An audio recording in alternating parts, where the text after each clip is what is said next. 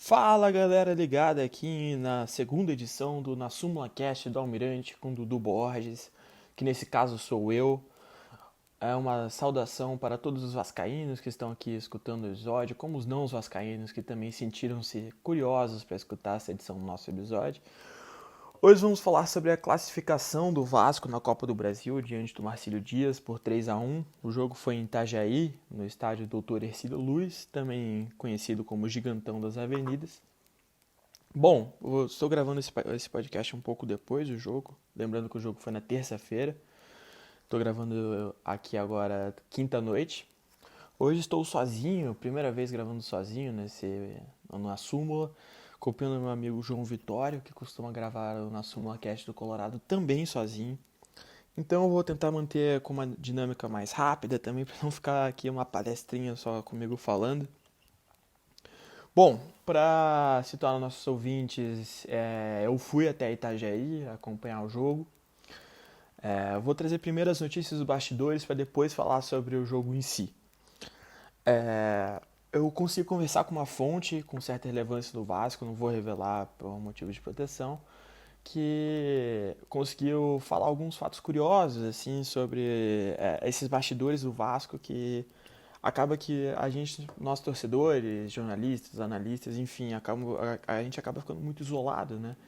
Pelo modo que a 777 trata o Vasco e a empresa como um todo. É uma empresa que é muito blindada, muito fechada, né, em relação à comunicação. Então, a gente viu aí exemplos do Matos dando entrevistas, por exemplo, na coletiva do Vitor Luiz, do Kehler, do Galdames, do Adson. Ele assinou somente 3 perguntas e foi embora. Em Punta del Oeste, que eu também estava presente, os jornalistas brasileiros estavam revoltados, que eles não conseguiram nenhuma exclusiva com nenhum jogador do Vasco, a assessoria não liberou. Então, realmente é um time que tem esse conflito com a comunicação, né? Então, a gente sabe muito pouco, né? Até hoje, toda 777 e o mistério envolvendo o funcionamento com o Vasco é muito misterioso, né? Porque a gente não sabe realmente como é o esquema desse fluxo de caixa, de quem que é o dinheiro, como funciona para compra de jogadores, aquisição, enfim. A gente realmente não sabe. É realmente misterioso. Acho que é essa palavra que a gente pode rotular. Enfim. Bom, como eu falei, conversei com uma fonte e algo interessante que me citou que os jogadores estrangeiros do Vasco estão muito impressionados positivamente com a torcida, que vão para qualquer lugar do Brasil. A gente está vendo esse tour que o Vasco está fazendo meio contraditório que o Vasco esteja rondando o Brasil no Campeonato Carioca, né? Mas acabou que o Vasco jogou em Manaus, em Cariacica, em Brasília, agora em Itajaí. E esse funcionário me falou que os jogadores estrangeiros, principalmente o Verratti, que acabou que não jogou numa equipe muito grande lá na Argentina, no Belgrano, né? O Sforza, Galdames, enfim, todos os estrangeiros que vieram, que alguns estavam acostumados com o calor europeu, que é o caso do Galdames, que é aquela torcida que a gente sabe como é que funciona, né? Uma paixão diferente aqui das torcidas sul-americanas, de uma maneira geral, principalmente a brasileira, a argentina. Então é um destaque positivo que os jogadores estrangeiros estão muito impressionados sim com a torcida do Vasco. E em questão de planejamento, ele falou muito pouco, até porque não era muito bem a área dele e também ele poderia comprometer alguma coisa, falando do Matos.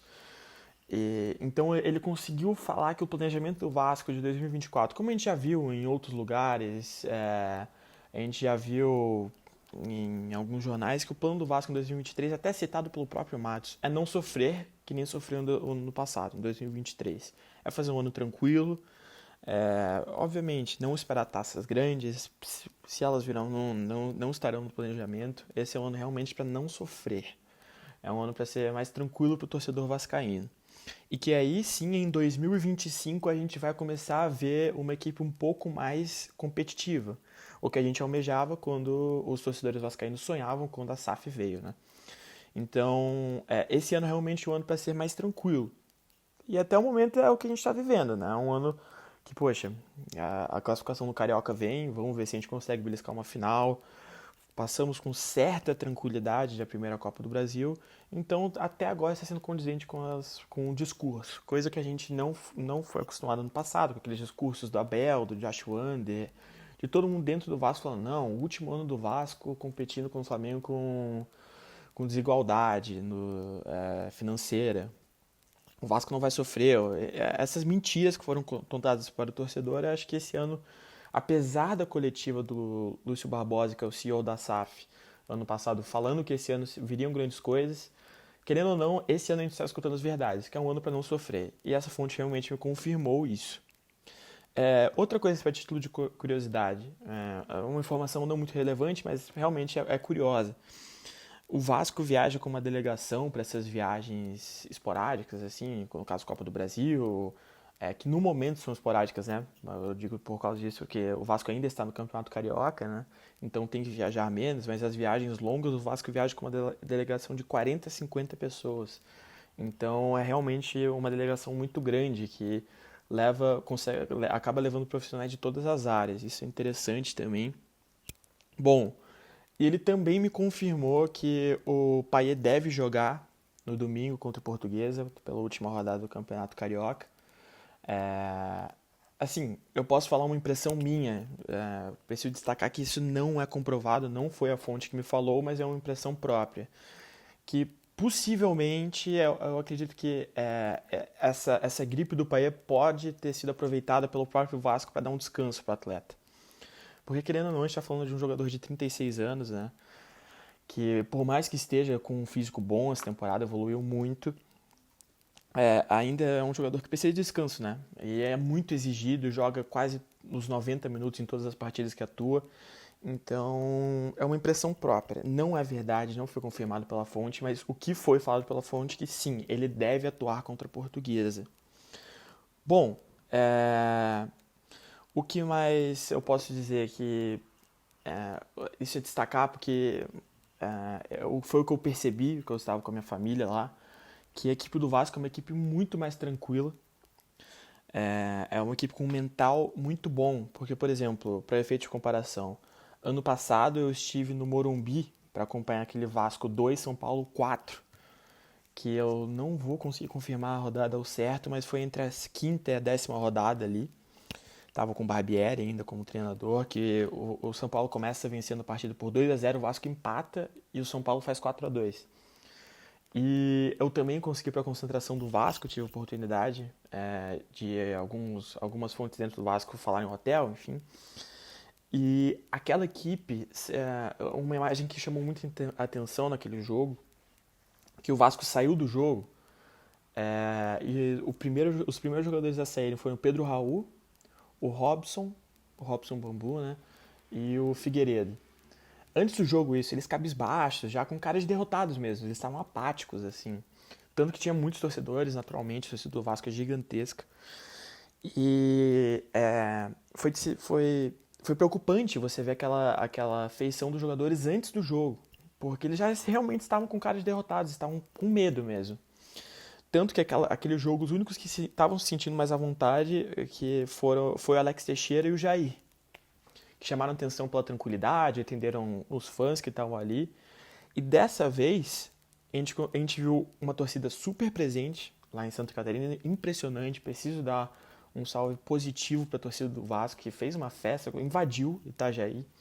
E tinha fãs ao redor, dentro lá do lobby, quase 24 horas por dia. E os jogadores uma calma imensa. Querendo ou não, é um jogo decisivo. A gente pode falar da qualidade do Marcílio Dias, etc. Mas é um jogo que a gente viu, por exemplo, o Cruzeiro sendo eliminado pelo Souza, o América sendo eliminado pelo Maringá, Curitiba pelo Águia de Marabá. Então essas zebras aconteceram recentemente com o Vasco na Copa do Brasil. Então a equipe estava muito tranquila, estava muito amena, estava atendendo, na medida do possível, atendendo os torcedores. Então, se destacar essa mudança de um ano praticamente, a mudança do elenco, obviamente, um elenco diferente, a gente fala de muitas peças que mudaram, mas eu preciso destacar, eu acredito que a passagem do Ramon passa muito por essa tranquilidade, a tranquilidade do elenco passa muito pelo Ramon. Então, realmente a equipe do Vasco estava muito tranquila. Eu consegui ver a passagem dos jogadores antes de irem para o jogo. Os jogadores estavam muito tranquilos. O Medel e o Galdame estavam brincando com uma família que estava ali. E querendo ou não, os jogadores estavam concentrados, estavam super concentrados para uma partida importante, né? Então, isso foi muito legal, foi muito positivo, foi um ponto que eu consegui perceber, que eu realmente preciso dar a ressalva aqui para toda a equipe do Vasco. Bom, partindo para o jogo. O começo do jogo foi um jogo que eu acho que o torcedor do Vasco passou sustos, porque a equipe do Marcelo Dias estava marcando uma pressão alta e individual, o que estava prejudicando muito a saída de bola do Vasco. A gente viu uma sequência de erros de Zé Gabriel, do próprio Galdames, do Paulo Henrique também, do Rojas, que foi muito mal na partida. Então foi uma estratégia adotada pelo técnico Vaguinho Dias, da equipe do Marcílio Dias, que acabou sufocando a equipe do Vasco. A equipe do Vasco se sentiu sufocada nesse começo, mas pela superioridade técnica conseguiu o primeiro gol ali, antes dos 15 minutos de jogo, com o Verratti, numa bela jogada do Rossi, que não participava de nenhum gol da equipe do Vasco, desde aquele gol do Curitiba, se eu não me engano. Então foi importante para o Rossi, foi uma bela jogada. E o Pirata voltou, né? Isso que é importante. O Verratti vinha numa fase ruim, com toda a situação da costela. E é o quarto gol em 3 jogos, né? É uma marca importante para um centroavante, que também chegou nesse jogo a 14 gols em 28 jogos do Vasco, e uma assistência, então são 15 participações em gols em 28 jogos, é uma média de meio gol por jogo, que é uma média muito alta para o centroavante, preciso destacar. E ele voltou a jogar, ele voltou a dar traços daquele Verratti que a gente viu ano passado, o que não estava acontecendo, ele vinha se escondendo um pouco na zaga, e isso não aconteceu no jogo de Itajaí. Ele estava conseguindo passar à frente do zagueiro, tendo a leitura nos cruzamentos. O problema é que o zagueiro camisa 3 do Itajaí, que eu vou ficar devendo o nome, teve uma partida muito boa e conseguiu marcar bem o Verratti. Mas enfim, num golpe ali de realmente qualidade, o Rossi conseguiu achar o Verratti no meio da zaga do Marcílio e anotou o primeiro jogo do Vasco. Bom, para todo vascaíno ali, acredito que até para os torcedores do Marcílio Dias, a gente esperava uma partida muito tranquila dali em diante. Porque, bom, abrimos o placar, 1-0 já. E não foi o que a gente viu. O Vasco mais uma vez sacuou, estava errando, e o Marcílio Dias mantendo aquela pressão alta. E não deu outra, ali numa o lado direito do Vasco simplesmente foi inexistente no gol do Marcílio Dias. O Rojas e o Paulo Henrique não estavam marcando ninguém, num escanteio ali do lado esquerdo, ou num cruzamento que foi. A origem foi do lado esquerdo. Uma bola cruzada, tiveram 2 cabeçadas na área. O Medel e o Léo também acharam que falharam na marcação. E uma cabeçada indefensável para o goleiro Léo Jardim. E o Marcílio empatou o jogo e cresceu na partida. E ali em diante, acredito que eu falo por todos os torcedores vascaínos, que a gente começou a ficar mais receoso, que a equipe não vinha melhorando dentro do jogo. E o Marcílio, junto com a torcida, inflamou, né? Viu que podia fazer algo em cima do Vasco.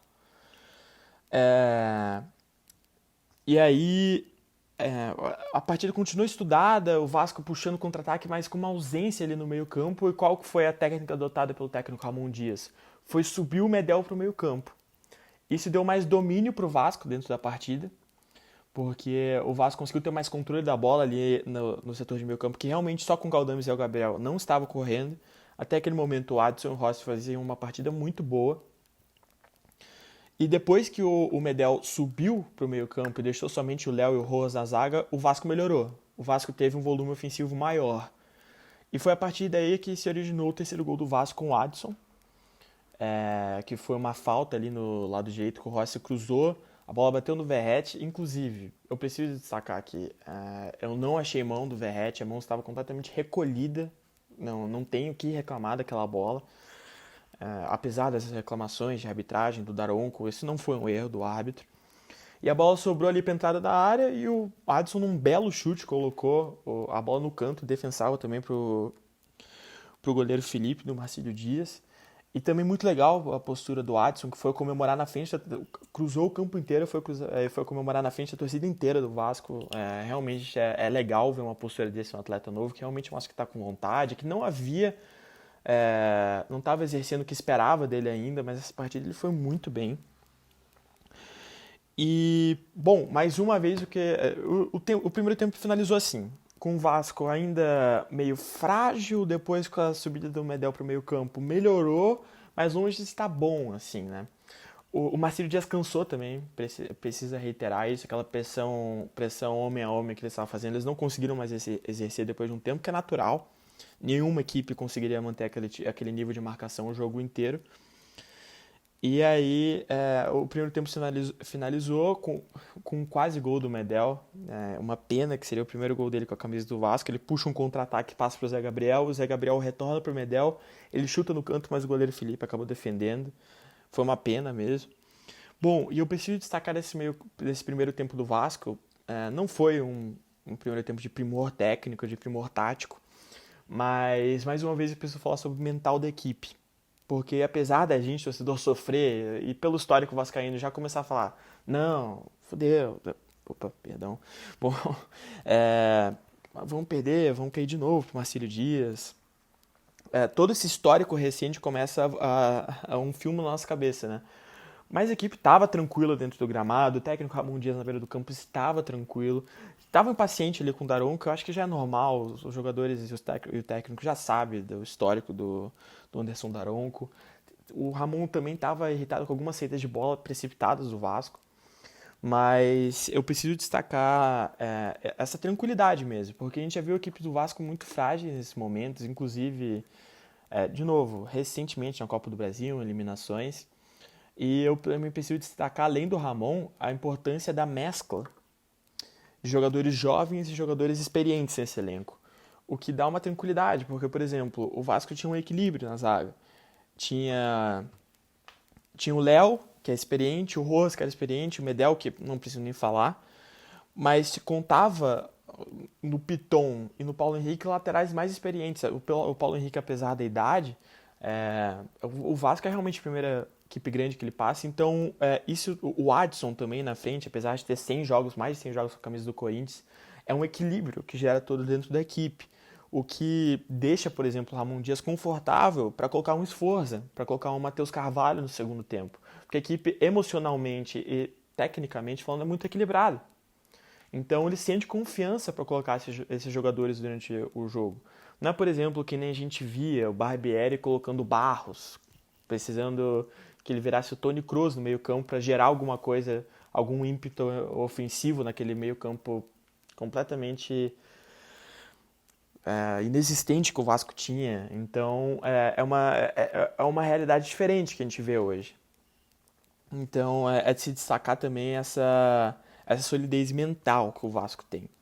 Que a gente viu também, né? Isso foi, não é de agora. Eles tiveram um teste à vera desde que o Ramon Dias chegou, né? Que o Vasco tinha 6 pontos no campeonato. Desculpa, 9 pontos. O Ramon Dias teve que salvar esse time do rebaixamento. Quase todos os jogos do Vasco eram finais. A gente sempre falava, não, esse jogo aqui no Brasileiro, se o Vasco perder, acabou. Se vencer, tá mais tranquilo. A gente acabava que empatava alguns jogos, então foi aquele espírito de jogo mata-mata, de jogo de vida ou morte, até a 38ª rodada. Então é um time que vem cultivando essa mentalidade há muito tempo. Daí a gente vê o resultado contra o Marcílio Dias, que realmente a equipe estava muito tranquila, apesar do gol, soube esperar, soube ter paciência.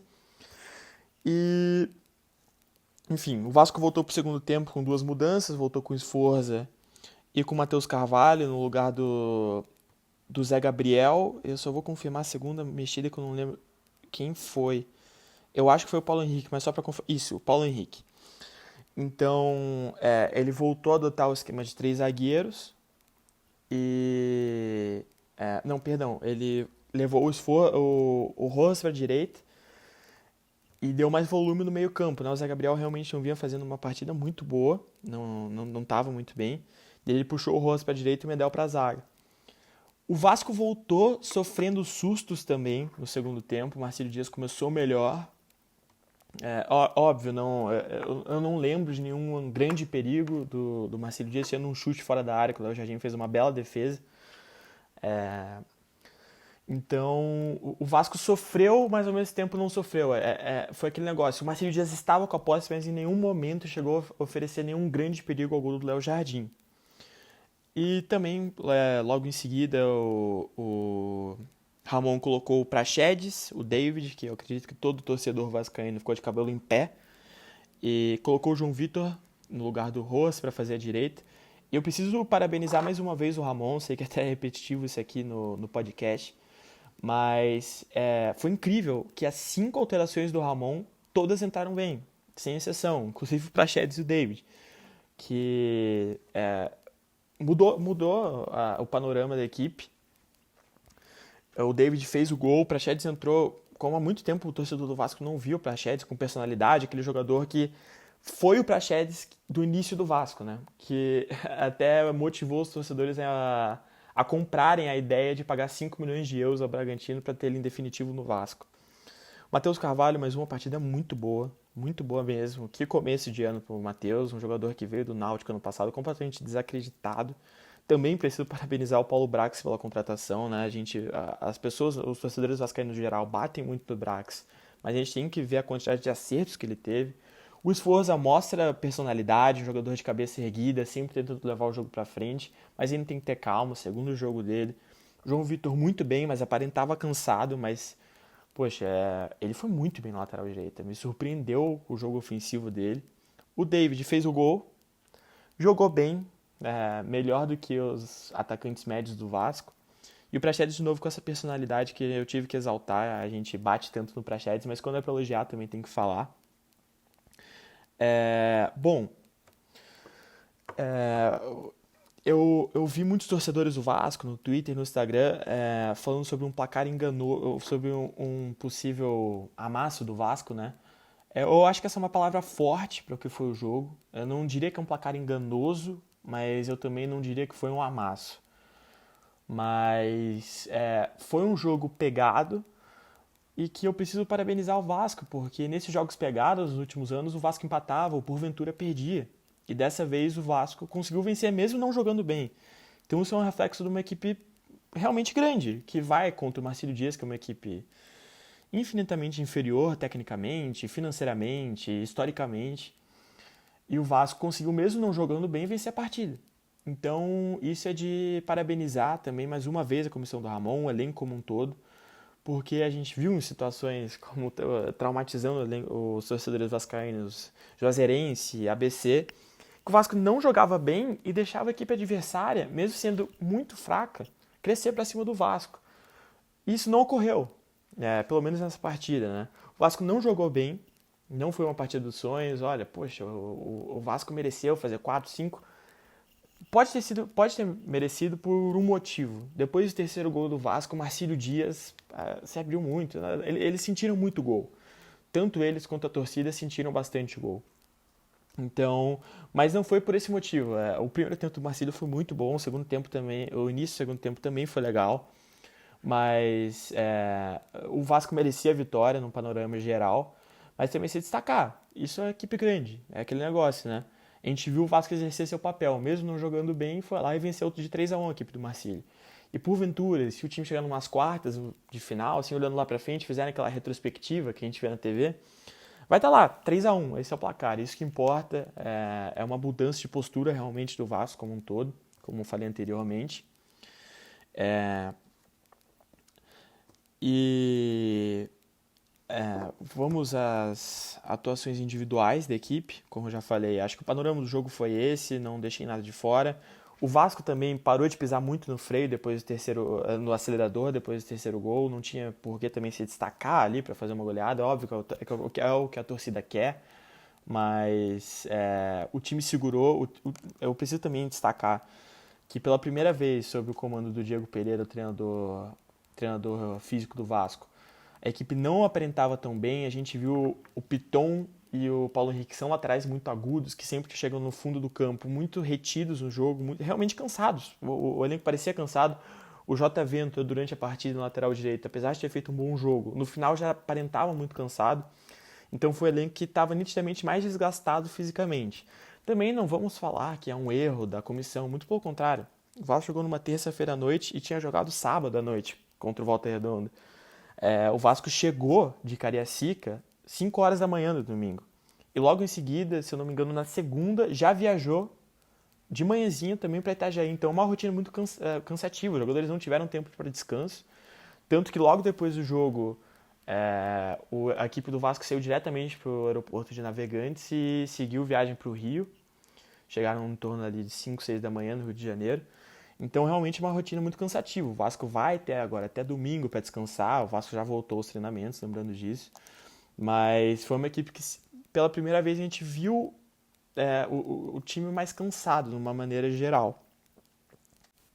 Bom, voltando para as atuações individuais da equipe titular, eu só passei pelos jogadores do banco, né? O Léo Jardim, mais uma partida segura.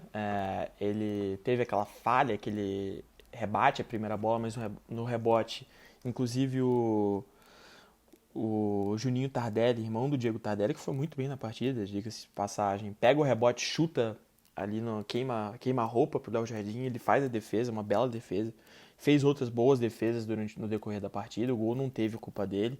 Ele toma um cartão amarelo por reclamação que foge muito, inclusive, da característica do Léo, né? A gente vê que é um jogador mais quieto, é um líder que acaba, através da liderança dele, comandando de uma maneira mais tranquila. E ele perdeu o temperamento com o Anderson Daron, que realmente deixou de apitar algumas faltas em cima dele e saiu amarelado da partida, mas uma partida boa do Léo.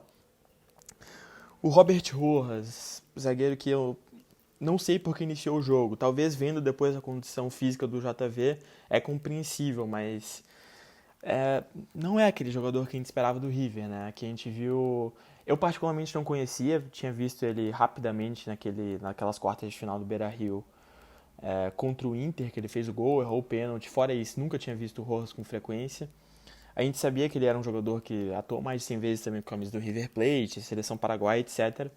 Mas até o momento, nas partidas grandes, o Rojas não conseguiu se desempenhar bem. Contra o Botafogo ele não foi bem, ontem ele não foi bem também. Contra o Audax, que ele foi titular, eu também não gostei da atuação dele. É um jogador que ali pelo alto, a galera gosta de elogiar o jogo aéreo dele. Eu particularmente não vi essa virtude ainda do jogo dele. Mas com a bola no pé, no chão, ele falha. Ele falhou ontem na marcação em alguns ataques do Marcílio. Ontem não, perdão, antes de ontem. Então, fica ali aquele asterisco pro Rojas. De novo, é cedo, a gente tem que lembrar que a gente está no segundo mês de futebol do Vasco, né, da temporada reiniciando. Mas até o momento não é o jogador que a gente esperava. Muito menos até porque era um jogador que, pelo fato de ser recomendação do Ramon, a gente esperava muito, né?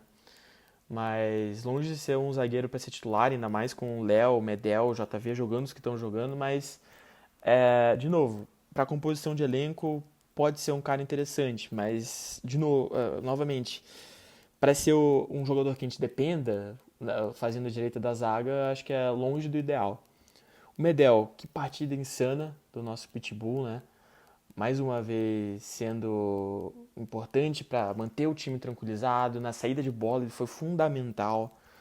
E incrível, né? Que ele estava na zaga, ele estava segurando a zaga. Ele foi pro meio campo, ele segurou o meio campo. Então que partida do Gary Medel. O Léo teve um primeiro tempo bem abaixo do que a gente está acostumado a ver o Léo, ainda mais esse ano. E no segundo tempo ele conseguiu se recuperar bem. Fez uma partida bem boa, diga-se de passagem, no segundo tempo. Mas o primeiro tempo, como um todo, o time estava mais apagado. E o Léo foi um dos que chamou a atenção, mas no segundo tempo se recuperou no jogo. O Piton, mais uma partida abaixo do Piton. Apesar dos cruzamentos que ele sempre faz, foi um pouco abaixo do que que a gente costuma ver dele mesmo recentemente. Mas, de novo, como eu falei do Paulo Henrique, ele estava na mesma pegada, ele parecia muito cansado. Como um jogador que se movimenta muito nos jogos, ele sempre está de ponta a ponta no campo. Ele tinha momentos que ele saía até o meio campo e realmente deu para perceber que ele estava um pouquinho mais cansado. Inclusive, eu acho que o Ramon deveria ter tirado ele, talvez. E vamos para outro lateral, o Paulo Henrique, que fez uma partida também abaixo, que a gente está acostumado, bem abaixo, na verdade. Tanto que ele saiu no intervalo. E eu também posso destacar o cansaço dele, mas diferentemente do Piton, que conseguia olhar algumas jogadas, o Paulo Henrique não fez quase nada no jogo. O Zé Gabriel idem, foi muito mal. Na saída de bola, o Zé Gabriel cometeu eu lembro de aqui pelo menos 3 erros cruciais dele na saída de bola. E realmente não foi legal. Na marcação, ele falhou. Foi uma das piores partidas desse ano, desse novo Zé Gabriel pós-Ramon Dias que a gente viu. O Galdames deu, junto com o time inteiro, junto com o meio-campo inteiro, não foi muito bem no primeiro tempo, mas eu repito o comentário que eu fiz o Léo. Segundo tempo cresceu, deu uma belíssima assistência para o David. Lembrando que nesse início de Vasco, em somente cinco, só vou confirmar se são 5 partidas que ele já fez pelo Vasco. Isso, 5 partidas, ele tem 2 assistências e 1 gol. Ele já igualou o que ele fez na passagem inteira na Europa. Então é um início de temporada muito bom do Galdames também. No segundo tempo ele foi muito bem. O Adson fez jus agora ao apelido, né, do Mohamed Saladson, do Adshow. Foi muito bem mesmo. Ele era o conector do meio campo com o ataque do Vasco, ele carregava a bola. Ele fazia mais ou menos, essencialmente, o papel que o Peck fazia no Vasco, né? Que faz muita falta, o Gabriel Peck. E o Adson, pela primeira vez, desde que ele chegou ao Vasco, ele mostrou por que ele veio. Não foi somente o gol que ele fez. Ele estava muito participativo do jogo, levando a bola, carregando sempre para frente, o que é legal. A gente não vê aqueles pontos que a gente está acostumado no Vasco, de pegar, olhar para trás e passar. O Adson estava sempre carregando a bola, indo para uma característica, inclusive o Caio me falou, que ele é um jogador que não costuma carregar até a ponta, né? Ele carrega pelo meio. Ele carregou até a ponta, foi muito criativo. Tinha horas que a gente entende como é aquele ataque do Vasco, né? Às vezes o ponta chega e não tem opção nenhuma de passe. E o Adson criou oportunidades mesmo com essas dificuldades, mesmo com essas adversidades. E vamos para o outro ponto, que é o Rossi, que fez uma partida surpreendente, na minha opinião. Ele não vinha bem desde aquela lesão que ele teve ano passado. O Rossi não fez nenhuma atuação boa. Mas eu acredito que antes de ontem ele fez uma partida legal. Deu assistência, bonita assistência pro gol do Verratti. Participou bem da partida, mas é aquele negócio, né? O Rossi é um atleta de 21 anos que tem uma explosão muito grande. Então, é natural. E é um jogador que nunca teve uma sequência de jogos muito grande por lesões e afins. Então, ele cansa rápido, né? E como a principal virtude do jogo dele é a velocidade, acaba que depois que ele cansa, ele perde muito perde a essência do jogo, né? Então ele acaba virando um jogador a menos em campo. Então depois que ele cansou, é o que a gente espera depois do Rossi, né? Que ele fique mais paradão, tal, mas uma partida muito boa, na minha opinião, me surpreendeu bastante. Vamos ver se ele consegue manter esse desempenho, porque a gente não, tirando o Adson, a gente não tem nenhum outro ponta confiável, a gente tem só o Serginho que exerce mais essa função. Acredito que o David é mais um segundo atacante do que um ponta. Então é importante que o Rossi consiga manter esse desempenho e ser o Rossi que a gente lembrava de 2019, né? Eu sei que é difícil exigir isso do atleta 4 anos depois, 5 anos depois, né? Mas ter esses lampejos, assim, né? E destacar também a partida do Verratti, que voltou a ser aquele cara importante que a gente tinha no elenco. Se movimentou muito bem, brigou. Cansado no segundo tempo, eu concordo.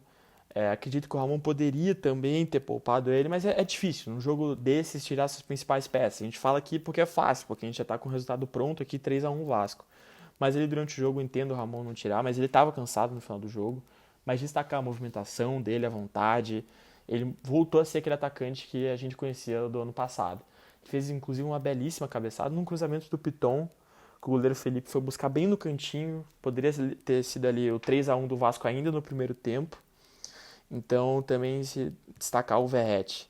Bom, em relação ao jogo, era isso.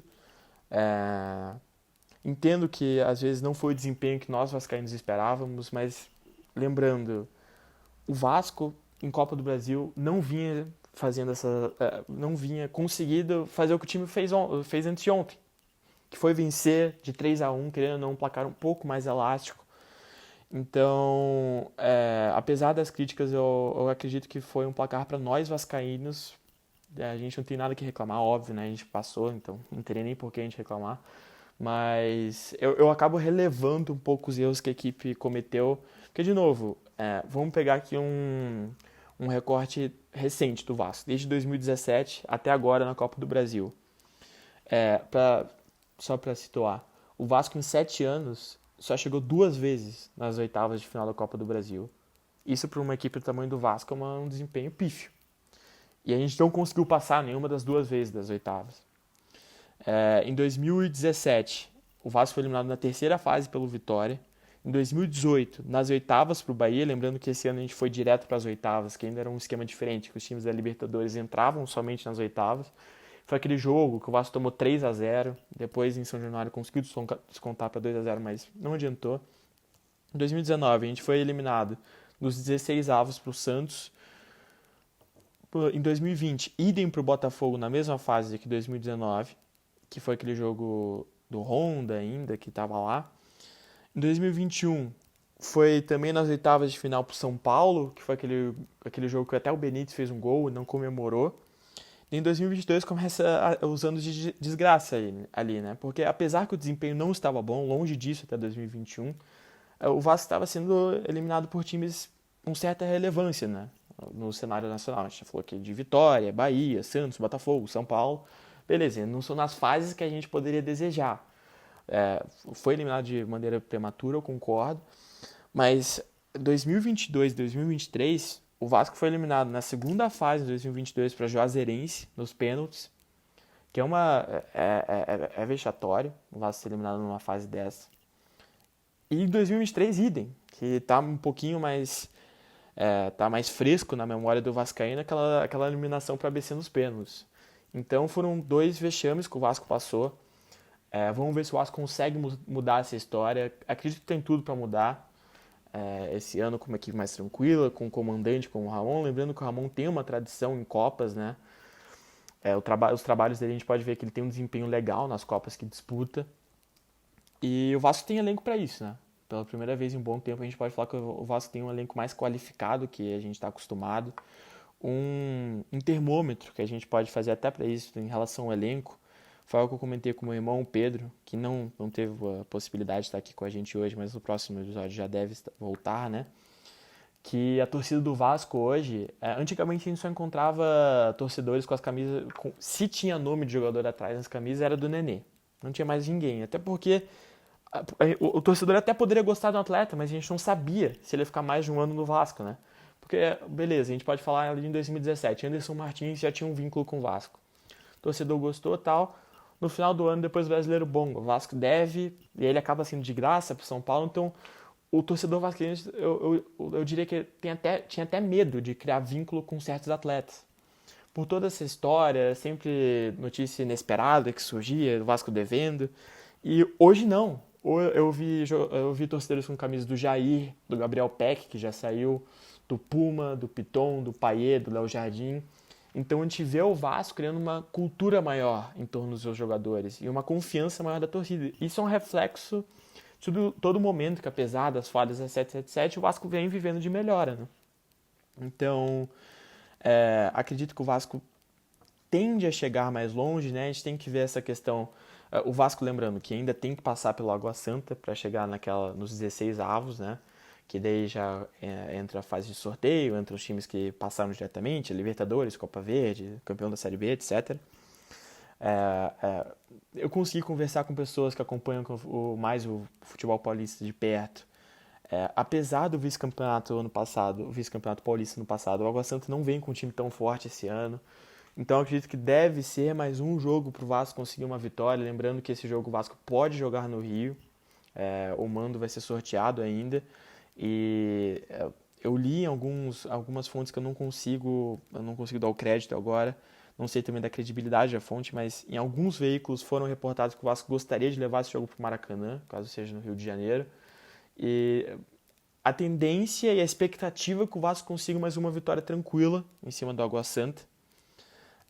Lembrando que o desempenho da Água Santa contra as equipes grandes no Campeonato Paulista, o Água Santa perdeu de 3-0 para o São Paulo, perdeu para o Santos de 1-0 e perdeu para o Bragantino, que acabou ganhando o Bragantino, quer dizer que é uma equipe que vem incomodando ultimamente no cenário nacional, mas acredito que o Bragantino estava com um time misto aqui, que foi a primeira rodada do Paulistão. Então, a expectativa e a tendência é que a gente espera que o Vasco passe com certa tranquilidade ao Água Santa, para aí sim chegar na fase de sorteio, que as demais equipes entram. Lembrando que o Vasco tem toda aquela situação que, infelizmente, pelo nosso histórico recente, o Vasco é o 22º colocado no ranking da CBF. Então, a gente precisa... Lembrando que teremos 2 potes, um com 16 equipes e outro com 16 equipes. E as equipes serão colocadas de acordo com o lugar no ranking. Então, o Vasco precisa contar um pouco ali com algumas eliminações para estar no pote A e pegar uma equipe mais fácil, né? Senão a gente pode, porventura, caso caia no pote B, podemos enfrentar Flamengo, Fluminense, Atlético Mineiro, Palmeiras, todos já nessa fase. Então, eu vou até confirmar aqui, porque de acordo com o cálculo que eu fiz com meu pai e com meu irmão, acredito que somente mais uma equipe tem que ser eliminada, porque daqui as equipes na frente do ranking no Vasco, Curitiba, Cruzeiro e Santos já foram eliminados. O Vitória, que está classificado, já está classificado para a próxima fase, que foi campeão da Série B, está atrás do Vasco no ranking. O América também já foi eliminado, que está na frente do Vasco. Então, eu acredito que mais 2 equipes acima do Vasco no ranking precisam ser eliminadas. Eu não consigo confirmar essa informação agora, mas uma ou 2 equipes. Eu acredito que seja uma. Eu estou esquecendo de alguém. Ah, e o Santos que não disputou a Copa do Brasil. Então, mais uma equipe acima do Vasco no ranking sendo eliminada, o Vasco vai para o pote A. Então, torcer aí para um escorregão do Atlético Goianiense, que está na frente, do Internacional, que está na frente, Corinthians, que está na frente. Caso algum desses times, porventura, escorreguem, sejam eliminados, o Vasco ocupa a vaga no pote A. Lembrando que o Fortaleza ainda vai jogar domingo contra o Fluminense do Piauí, também está na frente do Vasco, caso seja eliminado. Também o Vasco ocuparia a posição no pote A. Enfim, era isso que eu tinha para falar hoje do Vasco. Perdão se eu me prolonguei aqui. Obrigado para você que ficou até agora escutando essa segunda edição do Na Súmula Cast do Almirante com o Dudu Borges. Fiquem antenados que essa semana viremos com novidades. O Na Súmula Cast está sondando novos participantes. Fiquem antenados no nosso Instagram para novidades. Amanhã teremos, com muita felicidade, que eu estou gravando nesse momento meio tarde, por 11h53, o Gabriel dos Reis deve estar comemorando muito o título da Recopa do Fluminense. Ele vai lançar o Na Súmula Cast do Tricolor Carioca amanhã ou no sábado, então também fica antenado no YouTube, no Spotify. E é isso, eu agradeço os ouvintes que ficaram até agora. Dê o like aqui no vídeo, compartilhe com os amigos vascaínos, que é importante para o crescimento da página. Valeu, rapaziada, até a próxima.